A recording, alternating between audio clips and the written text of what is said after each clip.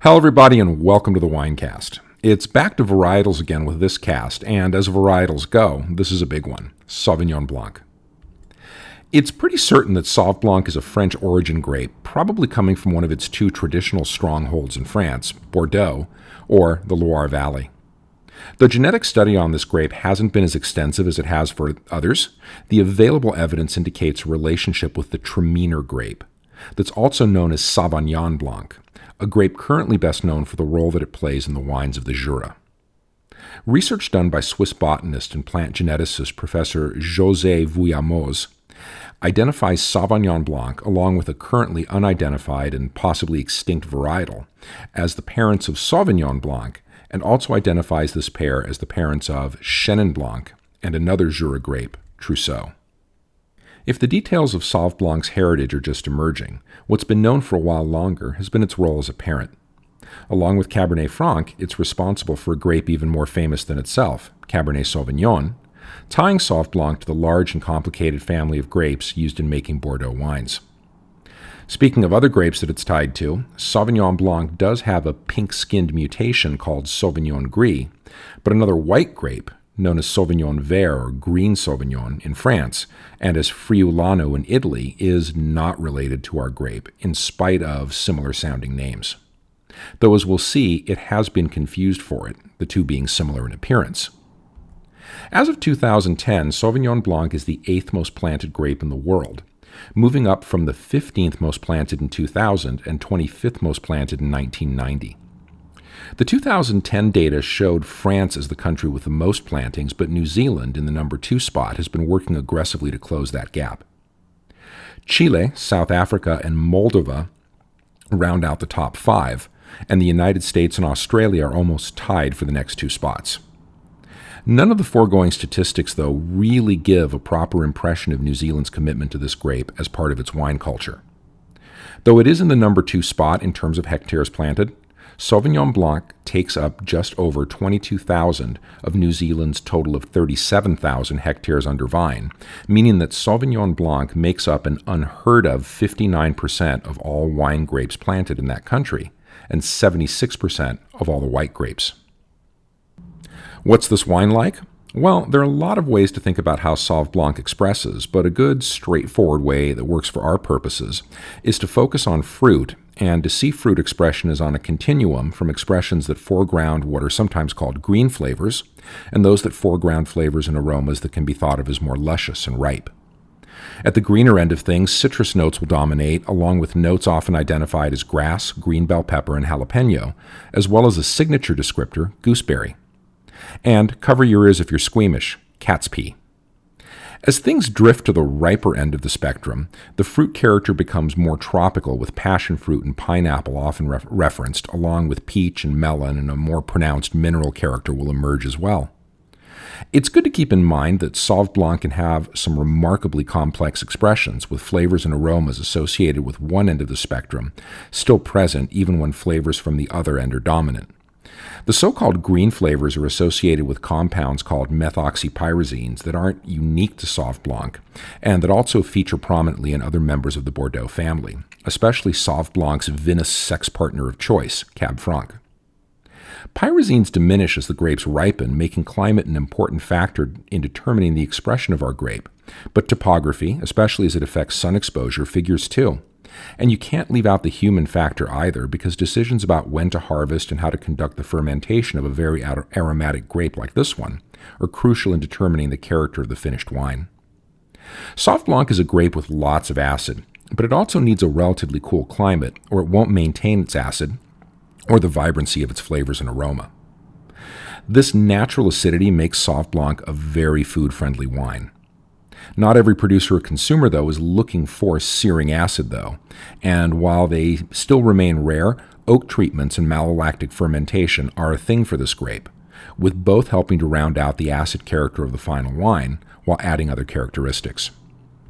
Speaking of characteristics, Sauv Blanc has been blessed, or cursed might be a better word, with 2 descriptors that seem to follow it around wherever it goes: cat's pee and gooseberries.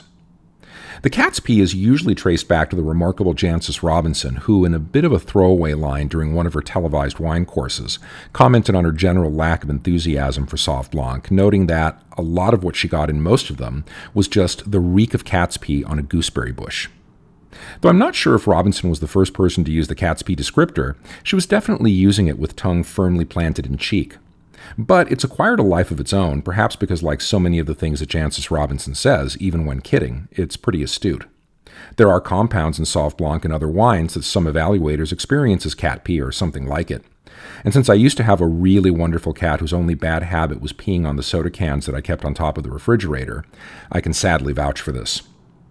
The gooseberry descriptor presents a different set of issues, though. I'm not sure with whom it originated, but when it comes to Sauv Blanc, it gets tossed around like plates at a Greek wedding.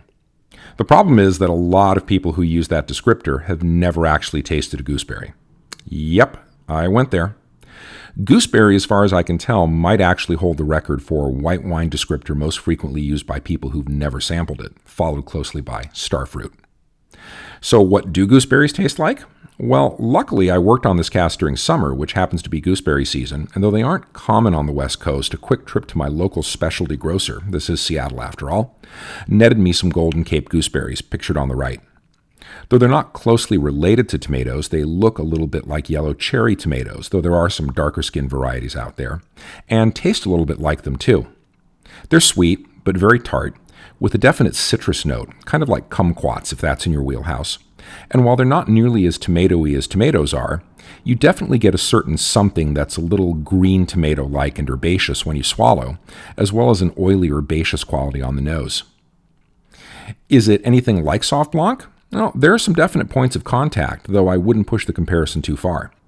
Don't get me wrong, though, I'm not opposed to gooseberry as a Sauv Blanc descriptor. If that's what you're getting when evaluating, then rock on. But it's worth thinking about the value of a descriptor that's being consistently used by evaluators who, often by their own admission, don't really have a good idea of what gooseberry smells or tastes like. And sometimes I think that gooseberry has become a kind of lazy shorthand for a set of aromas and flavors that a lot of Sauvignon Blanc has. Just a thought. So you're ready to sample the grape. Where do you start? I suggest starting in New Zealand, where this grape has found a unique and powerful expression. The Marlborough region in the South Island is home to 90% of New Zealand's Sauv Blanc plantings, so it's a no-brainer to start there. But several regions on the North Island have been making a name for themselves as Sauv Blanc producers too, especially Wairarapa, Gisborne, and Hawke's Bay. What will you find in these bottles? Very complex aromas and flavors that make New Zealand Sauv Blanc remarkably versatile and food-friendly and give them the ability to get beyond the tired white wine with white meat rule. As I mentioned in my cast on food and wine pairing, one of my favorite and most eye-opening pairings was a heavily seasoned tomato-based Basque lamb stew with a New Zealand Sauv Blanc. And if I'm eating some of my favorite East Asian cuisines like Thai, Korean, or if I'm having sushi and I see a Kiwi Sauv Blanc available, I'm there. France's Loire Valley is home to two regions that produce benchmark styles of Sauvignon Blanc as well, Puy-Fumé and nearby Sancerre, both in the Upper Loire. Look for an elegant, restrained style in these wines with lots of acid and minerality. Dry whites from Bordeaux feature Sauvignon Blanc as the primary and often exclusive grape in the wine, while sweet wines from the region will use it to balance the Semillon, the other major blending partner in both dry and sweet whites. If there is Sauv Blanc in a sweet Bordeaux white, though, it'll only make up between 20 to 50% of the blend. In Chile, Casablanca has the strongest reputation for our grape, but there's quality production throughout the country. These days, if you see Sauvignon Blanc on the bottle, that's what you're getting. But earlier in Chile's history, Sauv Blanc was co-planted and confused with Sauvignon Vert Friulano. These days, most of the confusion has been cleared up, but you may still see some field blends and even the occasional varietal Sauvignon Vert, usually labeled with its local name Sauvignonasse. Stellenbosch is a good place to look for this grape in South Africa, and Australia's Margaret River region is known for its Sauv Blanc, usually blended with some Semillon in homage to the Bordeaux style. In the U.S., California will be your main go-to, but there are significant bottlings from Washington State and Southern Oregon. And now that we're talking about U.S. Sauvignon Blanc, it's worth saying a quick word about Fumé Blanc, a moniker that you'll see attached to American Sauv Blanc from time to time.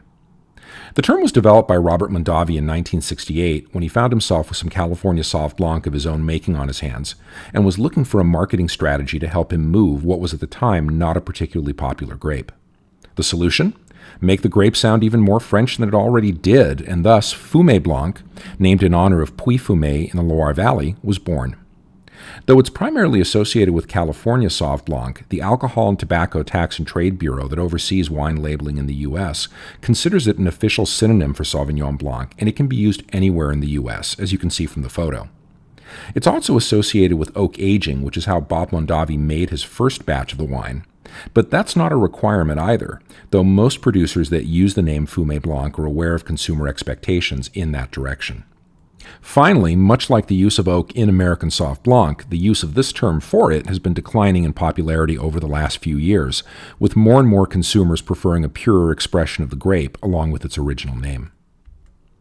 Thanks again for joining me for another Winecast. As always, I hope this cast was helpful and informative to you, whether you're new to Sauv Blanc or have some experience with it. If it was, please like and subscribe if you haven't already, and thanks to everyone who's taken the time to have a look and a listen, as well as to everyone who's left a comment, question, or message for me. I'm your host, the Unknown Winecaster, and I'm out. Enjoy the grape, but always enjoy it responsibly.